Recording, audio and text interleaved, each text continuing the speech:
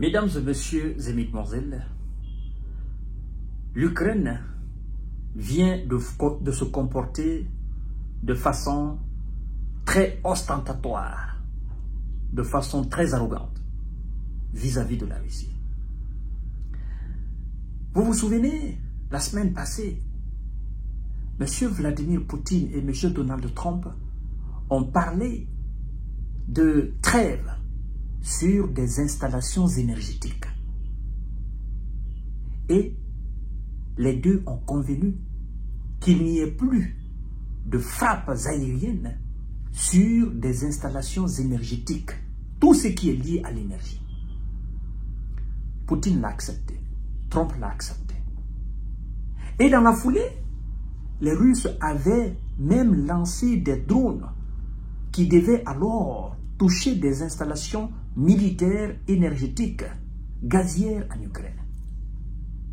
Et les troupes de Vladimir Poutine ont reçu l'ordre à la minute d'abattre leurs propres drones. Et ils les ont abattus, un à un, pour faire respecter la parole de leur chef, M. Vladimir Poutine. J'ai moi-même fait une émission là-dessus, où je vous ai parlé de cet épisode-là. Maintenant, qu'est-ce qui se passe aujourd'hui? Oui, je fais souvent ces rappels pour très bien vous situer et situer aussi les nouveaux et nouvelles abonnés sur notre chaîne YouTube. Qu'est-ce qui se passe aujourd'hui? De ce jour jusqu'à aujourd'hui, M. Vladimir Poutine a donné l'ordre aux militaires de ne pas procéder à des frappes sur des installations énergétiques.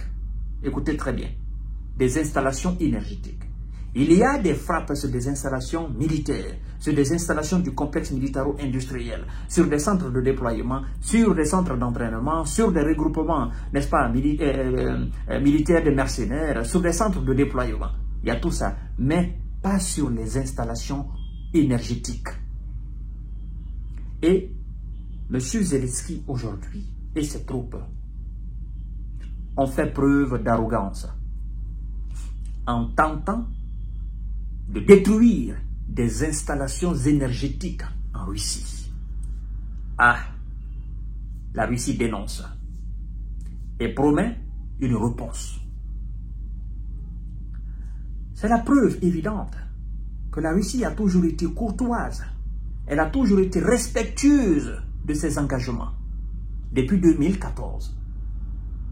D'où les accords de Minsk II et d'Istanbul qu'ils ont respectés, mais que les Occidentaux ont refusé d'accepter, de respecter et d'appliquer. Et donc, si demain, ou après-demain, ou ce soir, on vous informe que la Russie a procédé des frappes sur des installations énergétiques, ne soyez pas étonnés. Parce que les Russes dénoncent. Eux, ils n'ont pas fait aujourd'hui. Mais M. Zelensky et ses troupes l'ont fait. Donc, les Russes dénoncent. Écoutez ce que les Russes disent. C'est très important. C'est pourquoi je dis souvent, lorsque vous faites et que la Russie réplique, il ne faut pas condamner la Russie.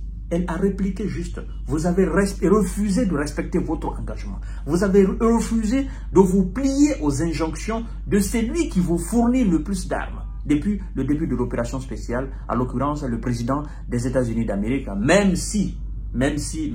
Biden n'est plus là, c'est M. Donald Trump, l'administration est continuelle. Écoutez ce que les Russes disent. La Russie dénonce la poursuite des raids de drones ukrainiens contre ces infrastructures énergétiques. Elle n'a pas dit des infrastructures militaires, encore moins des installations, des infrastructures énergétique. Un drone ukrainien a été lancé dans la nuit en direction de la station de pompage de pétrole de Kropotkinskaya dans le cré de Krasnodar, rapporte le ministère de la Défense russe. L'appareil a été intercepté à 7 km de sa cible initiale. Et des débris sont tombés à proximité de la gare de Kafkazskaya, précise-t-il. De continuer, il dit ceci. Ainsi, contrairement aux déclarations du président ukrainien Volodymyr Zelensky, y compris celles transmises à la partie américaine, le régime de Kiev continue de planifier, de préparer et de mener délibérément des attaques sur des infrastructures énergétiques, y compris internationales, sur le territoire de la Fédération de Russie, s'indigne-t-il, précisant que la station appartient au Caspian Pipeline Consortium.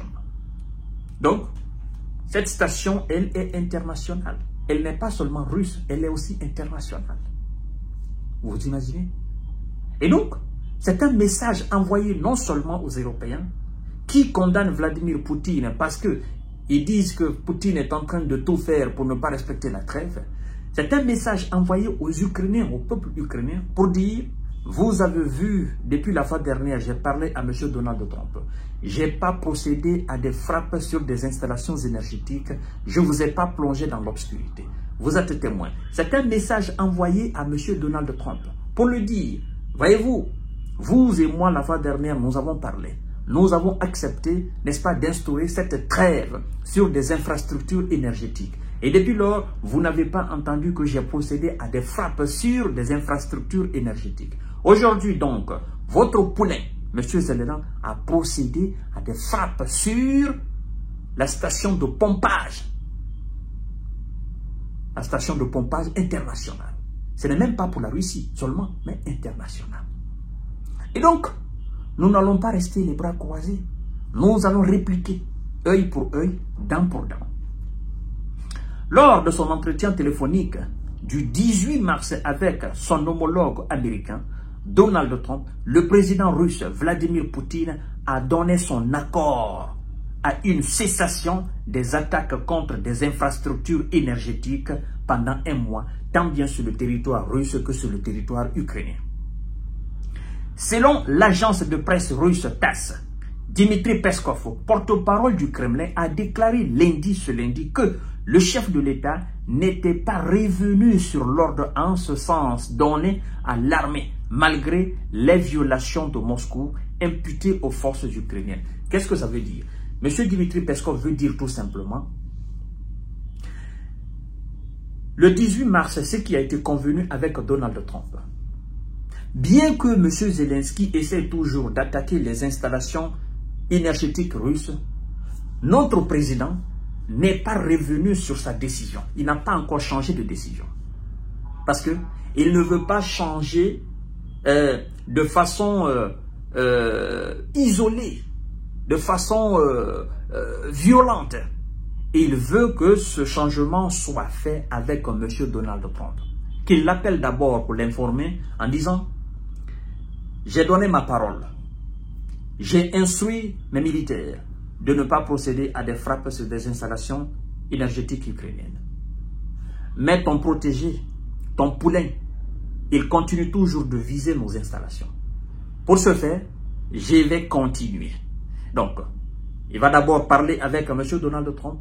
Il va l'informer de façon officielle avant de revenir sur sa décision et de surseoir effectivement l'ordre d'interdiction sur, n'est-ce pas, des installations énergétiques ukrainiennes. Et alors, M. Zelensky et son peuple, effectivement, vont lire l'heure. Vous voyez? Vous voyez, mesdames et messieurs? Après, c'est pour accuser le Kremlin. Non, ce sont eux qui violent les accords, ce sont eux qui font ceci. Vous avez la preuve évidente aujourd'hui. Si la Russie n'avait pas la capacité d'intercepter ce drone à 7 km de la station de pompage et que ce drone avait touché cette station de pompage, vous imaginez la fumée. Vous imaginez alors l'ampleur des dégâts. Vous imaginez la flamme. Vous imaginez tout ce que... Mais ce n'est pas possible, mesdames et messieurs. On vous dit station de pompage de pétrole. C'est énormissime. Et donc, je vous reviens tout à l'heure pour notre série d'informations décortiquage. Merci beaucoup. Ce gars-là, il va le dire.